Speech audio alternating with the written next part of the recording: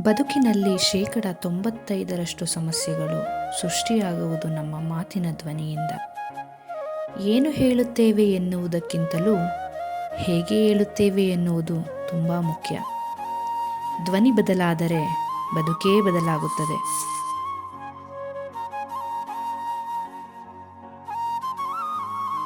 ಹೇಗಿದ್ದಾರೆ ಎಲ್ಲರೂ? Welcome back to Tejas Raj vlog. ಇವತ್ತು ಮಾರ್ನಿಂಗ್ ಎದ್ದ ತಕ್ಷಣವೇ ಬ್ರಷ್ ಎಲ್ಲ ಮಾಡಿ ಫ್ರೆಶಪ್ ಆಗಿ ಬಂದು ಬಿಸಿನೀರ ಕಾಯಿಸ್ಕೊಂಡು ಕುಡಿಯೋಣ ಅಂತ ಹೇಳಿ ಕುಡಿತಾ ಇದ್ದೀನಿ. ಬಿಸಿನೀರನ್ನ ಕುಡಿದಿದ್ದು ಆದಮೇಲೆ ಸ್ವಲ್ಪ ಇವತ್ತು ಬೇಗ ಎದ್ದಿದ್ದೆ ಅಲ್ಲ, ಸೊ ಹಾಗಾಗಿ ಹೊರಗಡೆ ಸ್ವಲ್ಪ ನೇಚರ್ನ ಫೀಲ್ ಮಾಡೋಣ ಅಂತ ಹೇಳಿ ಅಂದ್ಕೊಂಡಿದ್ದೀನಿ. ಅದಕ್ಕೋಸ್ಕರ ಇಲ್ಲಿ ಹೊರಗಡೆ ಹೋಗಿ ಸ್ವಲ್ಪ ನೇಚರ್ನ ಫೀಲ್ ಮಾಡಿಕೊಂಡು ನಾನು ಕಾಯಿಸ್ಕೊಂಡಿದ್ದಂತಹ ನೀರನ್ನು ಸಹ ಕುಡ್ಕೋತಾ ಇದ್ದೀನಿ. ಇದು ಕುಡಿದಿದ್ದಾದಮೇಲೆ ಎಕ್ಸಸೈಸ್ನ ಸ್ಟಾರ್ಟ್ ಮಾಡಬೇಕು. ಎಕ್ಸಸೈಸ್ ಅಂತ ಅಂತಂದರೆ ನಾನು ಯೂಶ್ವಲಾಗಿ ಕಾರ್ಡಿಯಾಕ್ನ ಪ್ರಿಫರ್ ಮಾಡ್ತೀನಿ, ಲೈಕ್ ಸ್ಕಿಪ್ಪಿಂಗು ಮತ್ತು ಸೈಕ್ಲಿಂಗನ್ನು. ನನಗಿದು ಕಂಫರ್ಟು, ನನಗೆ ಮುಂಚೆಯಿಂದ ಇದೇ ಅಭ್ಯಾಸ ಆಗಿರೋದ್ರಿಂದ ಸ್ಕಿಪ್ಪಿಂಗು ಮತ್ತು ಸೈಕ್ಲಿಂಗ ಮಾಡ್ಕೋತೀನಿ. ಇದು ನನಗೆ ಎಫೆಕ್ಟಿವ್ ಆಗಿ ರಿಸಲ್ಟನ್ನು ಕೊಟ್ಟಿದೆ. ಹಾಗಾಗಿ ಅದಾದಮೇಲೆ ಸ್ವಲ್ಪ ಬೆಲ್ಲಿ ಫ್ಯಾಟಿಗೋಸ್ಕರ ನಾನಿಲ್ಲಿ ಟಮಿ ಟ್ವಿಸ್ಟರ್ ಕೊಟ್ಟಿದ್ದಾರೆ ಸೈಕ್ಲಿಂಗಲ್ಲೇ, ಅದನ್ನೇ ಮಾಡ್ಕೋತೀನಿ ನಾನು ಅಷ್ಟೇ. ಇದಾದಮೇಲೆ ಒಂದು ಸ್ವಲ್ಪ ಮೆಡಿಟೇಷನ್ ಮಾಡ್ಕೋತೀನಿ. ಅದೆಲ್ಲ ಮುಗಿದ್ಮೇಲೆ ಸ್ನಾನ ಎಲ್ಲ ಮಾಡ್ಕೊಬಂದು ಬಾಗಿಲು ಕಸ ಎಲ್ಲ ಗುಡಿಸಿ ನೀರು ಹಾಕಿ ರಂಗೋಲಿನ ಹಾಕೋಣ ಅಂತ ಹೇಳಿ ಮಾಡ್ಕೋತಾ ಇದ್ದೀನಿ ನಾನಿಲ್ಲಿ.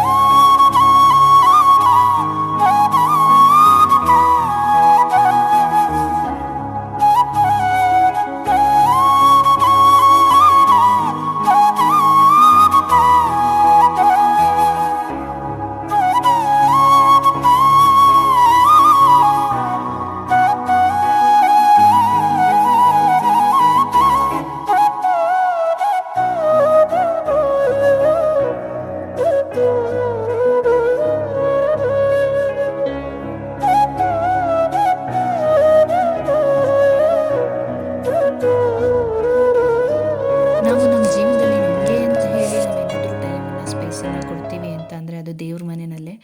ಯಾಕೆ ಅಂತಂದರೆ ನಾವು ಬೇರೆ ಎಲ್ಲ ಕೆಲಸ ಮಾಡಬೇಕಾದ್ರೆ ಬರೀ ಆ ಕೆಲಸದ ಬಗ್ಗೆನೇ ಯೋಚನೆ ಮಾಡ್ತಿರ್ತೀವಿ. ಬಟ್ ದೇವ್ರ ಪೂಜೆ ಮಾಡಬೇಕಾದ್ರೆ ನಮ್ಮ ಕಷ್ಟ ಸುಖ ಎಲ್ಲದನ್ನು ದೇವ್ರ ಹತ್ರ ಹೇಳ್ಕೊಂಡಾಗ ನಮ್ಮ ಮನಸ್ಸಿಗೆ ಒಂದು ನಿರಾಳ ಅನಿಸುತ್ತೆ. ಹಾಗಾಗಿ ದೇವ್ರ ಪೂಜೆ ಮಾಡಬೇಕಾದ್ರೆ ಸಿಗುವಷ್ಟು ಒಂದು ಪೀಸ್ ಆಫ್ ಮೈಂಡು ಬೇರೆ ಯಾವ ಟೈಮಲ್ಲೂ ಸಿಗಲ್ಲ ಅಲ್ವಾ. ಈಗ ಪೂಜೆ ಎಲ್ಲ ಮುಗಿಸಿದ್ದಾಯ್ತಲ್ಲ, ಈಗ ಸ್ವಲ್ಪ ತಿಂಡಿಗೆ ರೆಡಿ ಮಾಡ್ಕೊಳ್ಳೋಣ ಅಂತ ಹೇಳಿ ಇವತ್ತಿನ ತಿಂಡಿಗೆ ಚಪಾತಿ ಮತ್ತು ಹೀರೆಕಾಯಿ ಇತ್ತು, ಹೀರೆಕಾಯಿ ಪಲ್ಯ ಮಾಡ್ಕೊಂಬಿಡೋಣ ಅಂತ ಹೇಳಿ ಮಾಡ್ಕೊತಾ ಇದ್ದೀನಿ ಸಿಂಪಲ್ಲಾಗಿ.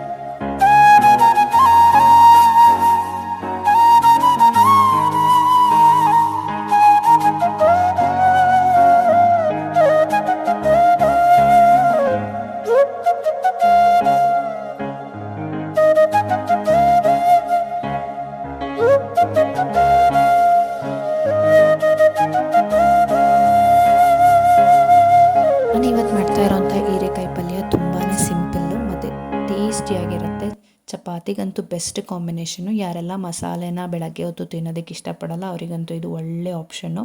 ಅದಕ್ಕೋಸ್ಕರ ನಾನಿಲ್ಲಿ ಒಂದು ಕಡಾಯಿನ ಬಿಸಿಗಿಟ್ಟು ಅದಕ್ಕೆ ಎಣ್ಣೆನ ಹಾಕಿ, ಎಣ್ಣೆ ಬಿಸಿ ಆದಮೇಲೆ ಸ್ವಲ್ಪ ಸಾಸಿವೆ, ಕಡಲೆಬೇಳೆ ಮತ್ತು ಸ್ವಲ್ಪ ಉದ್ದಿನಬೇಳೆನೂ ಸಹ ಸೇರಿಸ್ಕೊತಾ ಇದ್ದೀನಿ. ಒಂದು ಹಾಫ್ ಸ್ಪೂನನ್ನು ಸೇರಿಸ್ಕೊಂಡ್ರೆ ಸಾಕಾಗತ್ತೆ. ಅದನ್ನು ಸೇರಿಸ್ಕೊಂಡು ನೀಟಾಗಿ ಮಿಕ್ಸ್ ಮಾಡ್ಕೊಳ್ಳಿ. ಅದು ಸ್ವಲ್ಪ ಗೋಲ್ಡನ್ ಬ್ರೌನ್ ಬರಬೇಕು, ಆ ರೀತಿಯಾಗಿ ಹುರ್ಕೋಬೇಕು. ಮಾಮೂಲಿಯಾಗಿ ಎಲ್ಲ ಒಗ್ಗರಣೆಗೂ ಯಾವ ರೀತಿ ಮಾಡ್ಕೋತೀರೋ ಅದೇ ರೀತಿಯೇ ಮಾಡ್ಕೊಳ್ಳಿ ಅಷ್ಟೇ. ಅದಾದಮೇಲೆ ನೀವೇನು ಮಾಡಬೇಕು, ಸಣ್ಣದಾಗಿ ಹೆಚ್ಚಿಟ್ಕೊಂಡಿರುವಂಥ ಈರುಳ್ಳಿನೂ ಸಹ ಸೇರಿಸ್ಕೊಳ್ಳಿ. ಸಣ್ಣದಾಗಿ ಇನ್ ದ ಸೆನ್ಸ್ ಉದ್ದುದಕ್ಕೆ ಈ ರೀತಿಯಾಗಿ ಹೆಚ್ಕೊಂಡಿರೋದು. ನೀವೇನು ತುಂಬ ಚಿಕ್ಕದಾಗಿ ಹೆಚ್ಕೋಬೇಕು ಅನ್ನೋದೇನಿಲ್ಲ, ಯಾಕೆಂದರೆ ಬೆಂದ್ಕೊಂಬಿಡುತ್ತೆ ಒಗ್ಗರಣೆಯಲ್ಲಿ. ಈರುಳ್ಳಿನೂ ಸಹ ಸೇರಿಸ್ಕೊಂಡಾದ್ಮೇಲೆ ಅದನ್ನು ಸಹ ನೀಟಾಗಿ ಎಣ್ಣೆಯಲ್ಲಿ ಫ್ರೈ ಮಾಡ್ಕೊಳ್ಳಿ. ಈರುಳ್ಳಿ ಟ್ರಾನ್ಸ್ಪರೆಂಟ್ ಕಲರ್ ಬರಬೇಕು, ಅಲ್ಲಿವರೆಗೂ ಈ ರೀತಿಯಾಗಿ ಫ್ರೈ ಮಾಡ್ಕೊಳ್ಳಿ. ನೋಡಿ ಇಲ್ಲಿ ನಾನು ಮಾಡ್ಕೋತಾ ಇದ್ದೀನಲ್ಲ ಇದೇ ರೀತಿಯಾಗಿ. ಇದು ನಾವು ಮಾಡ್ತಾ ಇರೋವಂಥ ಪಲ್ಯ ಬಂದು ನಾನು ಹೇಳಿದ್ನಲ್ಲ ಸಿಂಪಲ್ಲಾಗಿರುತ್ತೆ. ಯಾರೆಲ್ಲ ಮಸಾಲೆ ತಿನ್ನಲ್ಲ, ಮಾರ್ನಿಂಗ್ ಟೈಮ್ ಮಸಾಲೆ ಇಷ್ಟಪಡಲ್ಲ, ಅವ್ರಿಗೆ ಚೆನ್ನಾಗಿರುತ್ತೆ. ಯೂಶ್ವಲಾಗಿ ನಾನು ಕೂಡ ಅಷ್ಟೇ ಚಪಾತಿ ಇದಕ್ಕೆಲ್ಲ ಲೈಕ್ ಮಸಾಲೆ ಇರೋವಂಥ ಗ್ರೇವಿಗಳಿಗಿಂತ ಪಲ್ಯಗಳಿಗಿಂತ ಈ ಥರ ಸಿಂಪಲ್ ಪಲ್ಯ ಅಂತೂ ನನಗಂತೂ ತುಂಬಾ ಇಷ್ಟ. ನನಗೊಂಥರ ನೆಮ್ಮದಿ ಅನಿಸುತ್ತೆ ಈ ಥರ ತಿಂದಾಗ. ತುಂಬ ಅಂದರೆ ತುಂಬಾ ಖುಷಿ ಅನಿಸುತ್ತೆ. ಅದಾದಮೇಲೆ ನಾನಿಲ್ಲಿ ಈರುಳ್ಳಿ ಎಲ್ಲ ಫ್ರೈ ಆದಮೇಲೆ ಒಂದೇ ಒಂದು ಟೊಮ್ಯಾಟೋನ ಹೆಚ್ಚಿಟ್ಕೊಂಡಿದ್ದೆ, ಅದನ್ನು ಸಹ ಸೇರಿಸ್ಕೊತಾ ಇದ್ದೀನಿ. ಅದನ್ನು ಸಹ ಸೇರಿಸ್ಕೊಂಡು ನೀಟಾಗಿ ಮಿಕ್ಸ್ ಮಾಡ್ಕೊಳ್ಳಿ. ಅದಾದಮೇಲೆ ಸ್ವಲ್ಪ ಅರಿಶಿನ ಪುಡಿನ ಸೇರಿಸ್ಕೊಳ್ಳಿ. ಟೊಮೆಟೊ ನೀವು ಜಾಸ್ತಿ ಬೇಕು ಅಂದರೆ ಜಾಸ್ತಿನೂ ಸೇರಿಸ್ಕೋಬೋದು, ಚೆನ್ನಾಗಿರುತ್ತೆ ಟೇಸ್ಟು. ಅದಾದಮೇಲೆ ನಾನು ಏನು ಹೆಚ್ಚಿಟ್ಕೊಂಡಿದ್ದೆ ಹೀರೆಕಾಯಿನ ಅದನ್ನು ಸಹ ಹಾಕಿ ಫ್ರೈ ಮಾಡ್ಕೊತೀನಿ. ಈಗ ಇದನ್ನು ಅಷ್ಟೇ, ಹೀರೆಕಾಯಿನ ತುಂಬ ಏನು ಸಣ್ಣದಾಗಿ ಕಟ್ ಮಾಡ್ಕೊಂಡಿಲ್ಲ, ಮೀಡಿಯಮ್ ಆಗಿ ಕಟ್ ಮಾಡ್ಕೊಂಡಿದ್ದೀನಿ, ನೋಡ್ತಾ ಇರ್ಬೋದು ನೀವಿಲ್ಲಿ. ಯಾಕೆ ಅಂತ ಅಂದರೆ ಬೆಂದ್ಕೊಂಬಿಡುತ್ತೆ ಇದು ಒಗ್ಗರಣೆನೆಲ್ಲ. ಹೀರೆಕಾಯಿ ಬೇಗನೆ ಬೇಯುತ್ತೆ ಇದು ಒಂದು. ಕೆಲವು ತರಕಾರಿಗಳು ಬೇಗ ಬೇಯುತ್ತಲ್ಲ, ಆ ಥರದಕ್ಕೆ ನೀವು ಸ್ವಲ್ಪ ದಪ್ಪನೇ ಹೆಚ್ಕೊಂಡ್ರೂ ನಡೆಯುತ್ತೆ. ಎಲ್ರಿಗೂ ಯೂಶ್ವಲಾಗಿ ಗೊತ್ತಿರುತ್ತೆ, ನಾನೇನು ಅದನ್ನೇನು ಸ್ಪೆಷಲ್ಲಾಗಿ ಹೇಳೋವಂಥ ನೆಸೆಸಿಟಿ ಇಲ್ಲ ಅಂದ್ಕೋತೀನಿ. ಈಗ ಈ ರೀತಿಯಾಗಿ ನೀಟಾಗಿ ಮಿಕ್ಸ್ ಮಾಡ್ಕೊಳ್ಳಿ.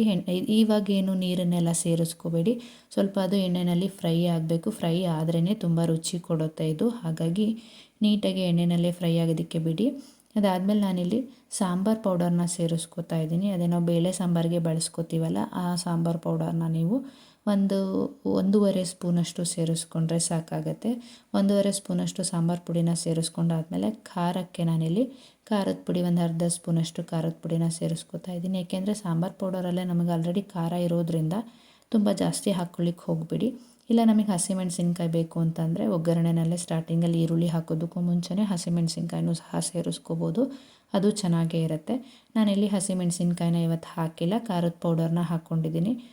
ಒಂದು ಅರ್ಧ ಸ್ಪೂನ್ನ ಹಾಕ್ಕೊಂಡಿದ್ದೀನಿ. ಅರ್ಧ ಸ್ಪೂನ್ ಅಂದರೆ ಅದಕ್ಕಿಂತ ಸ್ವಲ್ಪ ಕಡಿಮೆನೇ ಅಂದ್ಕೊಳ್ಳಿ. ಅಷ್ಟನ್ನು ಸೇರಿಸ್ಕೊಂಡು ನೀಟಾಗಿ ಈ ರೀತಿಯಾಗಿ ಮಿಕ್ಸ್ ಮಾಡ್ಕೋತಾ ಇದ್ದೀನಿ. ನಾವು ತರಕಾರಿ ಎಲ್ಲ ಸ್ವಲ್ಪ ದಪ್ಪದಾಗಿ ಕಟ್ ಮಾಡ್ಕೊಂಡಿರೋದ್ರಿಂದ ನೀಟಾಗಿ ಅದು ಬೇಯಬೇಕು. ಸಣ್ಣದಾಗಿ ಕಟ್ ಮಾಡ್ಕೊಂಡ್ರೂ ಚೆನ್ನಾಗಿರುತ್ತೆ, ಬೇಗನೂ ಬೆಂದ್ಬಿಡತ್ತೆ.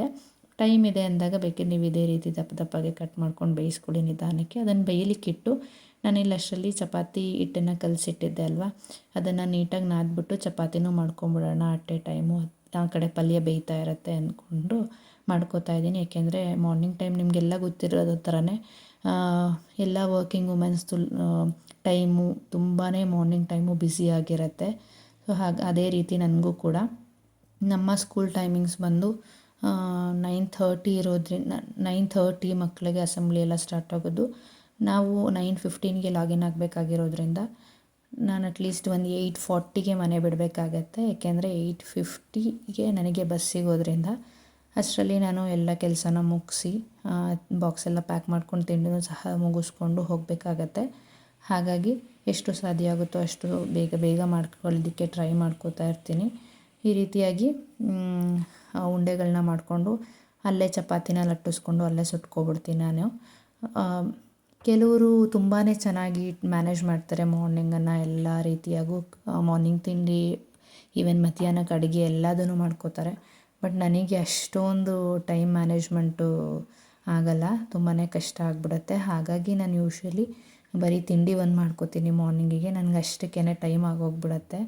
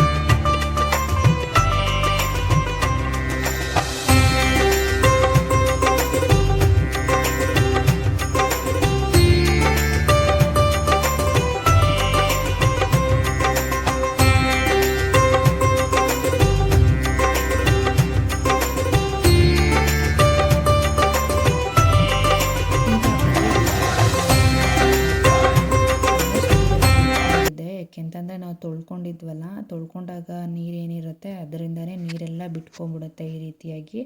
ಆಮೇಲೆ ನಿಮಗೆ ಎಷ್ಟು ಬೇಕೋ ಅಷ್ಟು ನೀರನ್ನು ಸಹ ಸೇರಿಸ್ಕೋಬೋದು. ಅದಾದಮೇಲೆ ನೋಡಿ, ಇಲ್ಲಿ ಬೆಂದು ಇನ್ನೇನು ಸ್ವಲ್ಪ ಹೊತ್ತಿಗೆ ನಾವು ಇಳಿಸ್ಕೋತೀವಿ ಅನ್ನೋ ಟೈಮಲ್ಲಿ ಸ್ವಲ್ಪ ತೆಂಗಿನಕಾಯಿ ತುರಿ ಮತ್ತು ಕೊತ್ತಂಬರಿ ಸೊಪ್ಪು, ಸಣ್ಣಗೆ ಹೆಚ್ಕೊಂಡಿರುವಂಥ ಕೊತ್ತಂಬರಿ ಸೊಪ್ಪನ್ನು ಸಹ ಸೇರಿಸ್ಕೊಂಡು ನೀಟಾಗಿ ಈ ರೀತಿಯಾಗಿ ಮಿಕ್ಸ್ ಮಾಡ್ಕೊಳ್ಳಿ.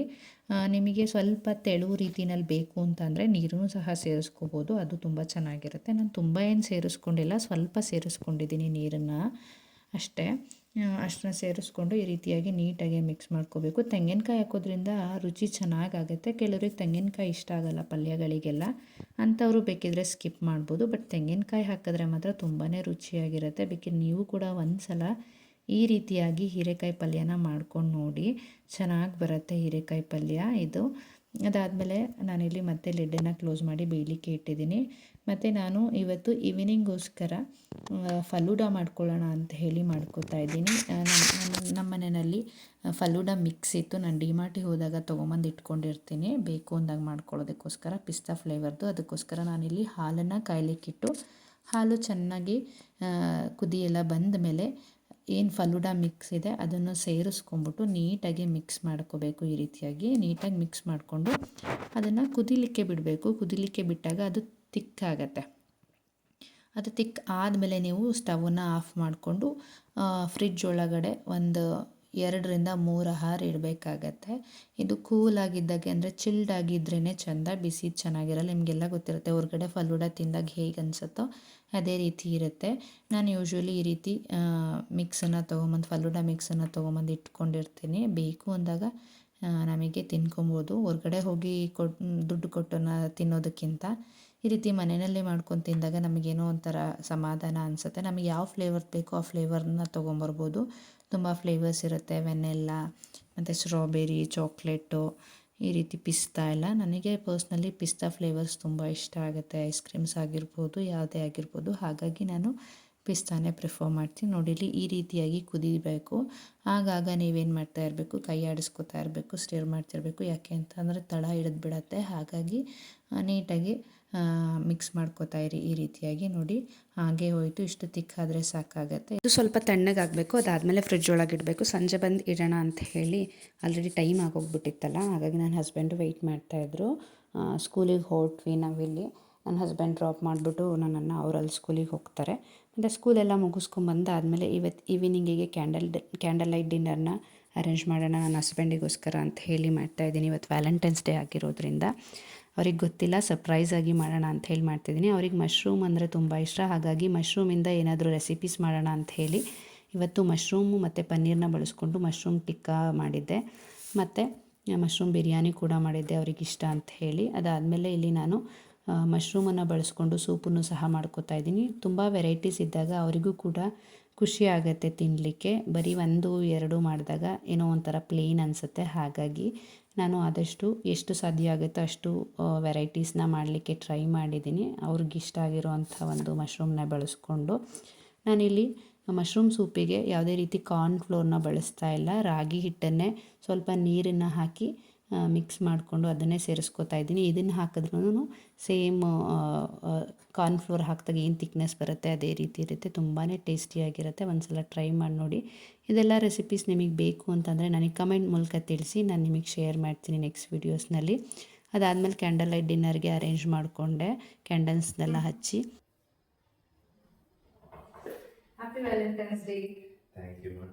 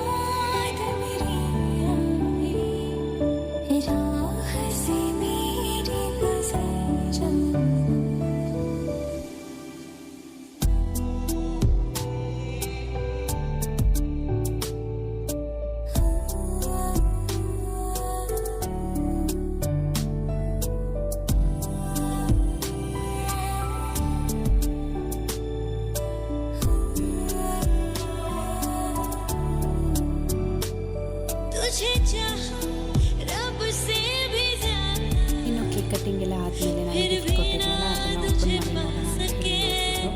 ನನ್ನ ಹಸ್ಬೆಂಡು ತುಂಬ ದಿವಸದಿಂದ ವಾಚನ್ನು ತೊಗೋಬೇಕು ಅಂತ ಅಂದ್ಕೊಂಡಿದ್ರು. ಅವ್ರ ಹತ್ರ ಒಂದು ಸ್ಮಾರ್ಟ್ ವಾಚ್ ಇತ್ತು, ಅದು ಏನೋ ಪ್ರಾಬ್ಲಮ್ ಆಗಿ ಹಾಳಾಯಿತು. ಮತ್ತು ಒಂದು ಕ್ಯಾಸಿಯೋದು ತೊಗೊಂಡಿದ್ರು, ಅದನ್ನು ರೆಗ್ಯುಲರಾಗಿ ಯೂಸ್ ಮಾಡಲ್ಲ. ಸೊ ಹಾಗಾಗಿ ರೆಗ್ಯುಲರ್ ಯೂಸಿಗೆ ಒಂದು ವಾಚ್ ಬೇಕು ಅಂತ ಹೇಳಿ ಅವ್ರು ನೋಡ್ತಾ ಇರಬೇಕಾದ್ರೆ ಈ ವಾಚನ್ನು ಅವರು ಕಾರ್ಟಿಗೆ ಹಾಕಿಟ್ಟಿರೋದನ್ನ ನೋಡಿದ್ದೆ, ಇಷ್ಟ ಆಗಿತ್ತು ಅಂತ ಹೇಳಿ. ಹಾಗಾಗಿ ಅವ್ರಿಗೆ ಗೊತ್ತಿಲ್ಲದೆ ಇರೋ ರೀತಿ ಸರ್ಪ್ರೈಸಾಗಿ ಕೊಟ್ಟೆ. ಇದು ಆ್ಯಲೆನ್ ಸೋಲಿದು ತುಂಬಾ ಚೆನ್ನಾಗಿತ್ತು ಬೆಲ್ಟ್ ವಾಚು. ಇದೊಂಥರ ಡಿಫ್ರೆಂಟ್ ಲುಕ್ಕನ್ನು ಕೊಡ್ತಿತ್ತು ಅವರಿಗೆ. ಅವ್ರಿಗೂ ತುಂಬಾ ಖುಷಿ ಆಯಿತು ಈ ವಾಚ್ ಕೊಟ್ಟಿದ್ದು ಅವರಿಗೆ. ಯಾಕೆಂದರೆ ಅವರು ಇಷ್ಟಪಟ್ಟು ಕಾರ್ಟಿಗೆ ಹಾಕಿಟ್ಕೊಂಡಿದ್ರಲ್ಲ, ಹಾಗಾಗಿ ನಾನು ಕೊಡ್ತೀನಿ ಅಂತ ಅವ್ರು ಅಂದ್ಕೊಂಡೇ ಇರಲಿಲ್ಲ. ಅದೊಂಥರ ಅವರಿಗೆ ಖುಷಿ ಅನ್ನಿಸ್ತು. ನನಗೂ ಅವರು ಖುಷಿ ನೋಡಿ ನನಗೂ ಒಂಥರ ಸಮಾಧಾನ ಅನ್ನಿಸ್ತು. ಅದಾದಮೇಲೆ ನಾನಿಲ್ಲಿ ಡಿನ್ನರ್ ಲೈಟಿಗೆ ಅರೇಂಜ್ ಮಾಡ್ತೀನಿ ಅಂತ ಹೇಳಿದ್ನಲ್ಲ, ಅದಕ್ಕೋಸ್ಕರ ಎಲ್ಲ ಡಿನ್ನರ್ನೆಲ್ಲ ರೆಡಿ ಮಾಡಿಕೊಂಡು ಅರೇಂಜ್ ಮಾಡಿ ಇಟ್ಕೊಂಡಿದ್ದೀನಿ ನಾನಿಲ್ಲಿ ಕ್ಯಾಂಡಲ್ಸ್ ಹತ್ರನೇ. ಸೊ ಏನೆಲ್ಲ ನಾನು ಮಾಡಿದ್ದೆ ಅಂತ ಹೇಳಿ ತೋರಿಸ್ತಾ ಇದ್ದೀನಿ ನೋಡಿ. ಇಲ್ಲಿ ನಾನು ಹೇಳಿದ್ನಲ್ಲ ಬೆಳಗ್ಗೆನೇ ಫಲೂಡ ಮಾಡಿಟ್ಟು ಹೋಗಿದ್ದೆ ಅಂತ ಹೇಳಿ, ಅದನ್ನು ನಾನು ಸಂಜೆ ಬಂದುಬಿಟ್ಟು ಫ್ರಿಜ್ ಒಳಗೆ ಇಟ್ಟಿದ್ದೆ. ಇಲ್ಲಿವರೆಗೂ ಅದು ಕೂಲಾಗಿತ್ತು. ಇದು ಕೂಲಾಗಿದ್ದಾಗ ತಿನ್ನೋದಕ್ಕೆ ತುಂಬಾ ಚೆನ್ನಾಗಿರುತ್ತೆ, ತುಂಬಾ ಚೆನ್ನಾಗೂ ಕೂಡ ಬಂದಿತ್ತು. ಇವತ್ತು ನಾನು ಮಾಡಿರೋಂಥ ಎಲ್ಲ ರೆಸಿಪಿನೂ ಸಹ ತುಂಬ ಚೆನ್ನಾಗಿ ಬಂದಿತ್ತು. ಅದರಲ್ಲೂ ಮಶ್ರೂಮ್ ಮತ್ತು ಪನ್ನೀರ್ ಟಿಕ್ಕಾ ಮಾಡಿದ್ದೆ ಅಲ್ವಾ, ಅದು ತುಂಬ ಅಂದರೆ ತುಂಬ ಚೆನ್ನಾಗಿತ್ತು. ಈ ನಾನ್ ವೆಜ್ ಇದ್ರ ಮುಂದೆ ಏನೂ ಅಲ್ಲ, ಅಷ್ಟು ಚೆನ್ನಾಗಿ ಬಂದಿತ್ತು. ನನ್ನ ಹಸ್ಬೆಂಡಿಗೂ ಕೂಡ ಎಲ್ಲದೂ ತುಂಬಾ ಇಷ್ಟ ಆಯಿತು. ಬಟ್ ಮಶ್ರೂಮ್ ಬಿರಿಯಾನಿಗೆ ಸ್ವಲ್ಪ ನೀರು ಜಾಸ್ತಿ ಆಗಿತ್ತು, ಸ್ವಲ್ಪ ಮೆತ್ತಗಾಗಿತ್ತು, ಉದುದ್ರಾಗಿರಲಿಲ್ಲ. ಅದೊಂದು ಬಿಟ್ಟರೆ ಟೇಸ್ಟ್ ಎಲ್ಲ ತುಂಬಾ ಚೆನ್ನಾಗಾಗಿತ್ತು. ಅದರಲ್ಲೂ ನಾನಿವತ್ತು ಫಸ್ಟ್ ಟೈಮ್ ಟ್ರೈ ಮಾಡಿದ್ದು ಈ ಒಂದು ಮಶ್ರೂಮ್ ಸೂಪು. ಹೆಲ್ದಿಯಾಗೂ ಕೂಡ ಇತ್ತಲ್ಲ, ರಾಗಿ ಹಿಟ್ಟನ್ನು ಹಾಕಿ ಮಾಡಿದ್ರಿಂದ ತುಂಬಾ ಅಂದರೆ ತುಂಬಾ ಟೇಸ್ಟಿಯಾಗೂ ಕೂಡ ಬಂದಿತ್ತು. ನಾನು ಹೆಂಗಾಗುತ್ತೋ ಅಂತ ಹೇಳಿ ಅಳಕಿತ್ತು ಮನಸ್ಸಲ್ಲಿ, ಬಟ್ ತುಂಬ ಚೆನ್ನಾಗಾಗಿತ್ತು. ನಾವು ಇಷ್ಟಪಡೋರಿಗೋಸ್ಕರ ಅವ್ರು ಇಷ್ಟಪಡೋವಂತಹ ಅಡುಗೆಗಳನ್ನ ಮಾಡಿ ಬಡಿಸಿದಾಗ ನಮಗೆ ಸಿಗುವಂಥ ಖುಷಿನೇ ಬೇರೆ. ನನಗೂ ಕೂಡ ಅಷ್ಟೇ. ನನ್ನ ಹಸ್ಬೆಂಡ್ ಏನು ಇಷ್ಟಪಡ್ತಾರೋ, ಏನು ಇಷ್ಟಪಟ್ಟು ನಾನು ತಿನ್ನಬೇಕು ಅಂತ ಹೇಳಿ ಕೇಳ್ತಾರೋ ಅದನ್ನು ಮಾಡಿ ಅವ್ರಿಗೆ ಬಡಿಸಿದಾಗ ಅವ್ರು ತಿಂದು ತುಂಬ ಚೆನ್ನಾಗಿದೆ ಅಂತ ಹೇಳಿದಾಗ ತುಂಬಾ ಖುಷಿಯಾಗತ್ತೆ. ಇವತ್ತಿನ ದಿನ ಅಂತೂ ತುಂಬ ಅಂದರೆ ತುಂಬಾ ಚೆನ್ನಾಗೋಯಿತು. ನನಗಂತೂ ಇದು ಮೆಮೊರಬಲ್ ಡೇ. ನಿಮಗೆಲ್ಲ ಹೇಗೆ ಅನ್ನಿಸ್ತು ಇವತ್ತಿನ ನನ್ನ ವ್ಲಾಗ್? ಇವತ್ತಿನ ನನ್ನ ವ್ಲಾಗ್ ನಿಮಗೆಲ್ರಿಗೂ ಇಷ್ಟ ಆಗಿದರೆ ಸಬ್ಸ್ಕ್ರೈಬ್ ಮಾಡಿ, ಶೇರ್ ಮಾಡಿ, ಲೈಕ್ ಮಾಡಿ. ಇವತ್ತಿಗಿಷ್ಟೇ, ಸಿಗೋಣ ಮತ್ತೆ. ಬಾಯ್.